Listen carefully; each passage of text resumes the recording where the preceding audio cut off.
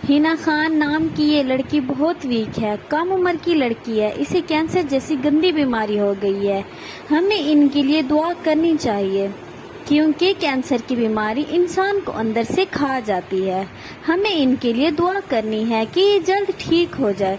Superstar Amitabh Bachchan ने hospital जाकर हिना खान से मुलाकात की।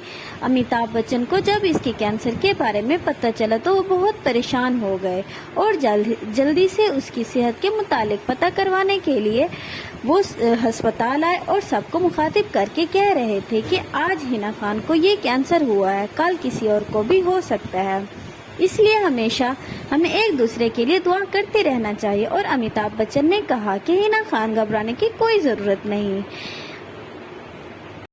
भारत में और पूरी दुनिया में करोड़ों लोगों का प्यार और दुआएं तुम्हारे साथ हैं। तुम्हें कुछ नहीं होगा और तुम टेंशन भी ना लो।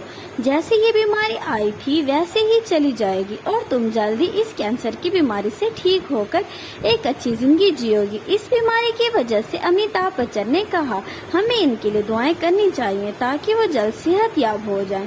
हिना खान हमारी इंडस्ट्री का बहुत ही प्यारा सितारा है और हमें इनको इस हाल में अकेला नहीं छोड़ना चाहिए ताकि वो सही सलामत अपने घर वापस लौट जाएं। वहीं दूसरी तरफ उसकी मां का रो रो कर बुरा हाल हो रहा है। डॉक्टर से न्यूज सुनने के बाद हिना खान के घर वाले अस्पताल के नीचे जमा हो गए हैं। स्टेज 3 हिना खान के जिस्म में बहुत तेजी से फैल रही है।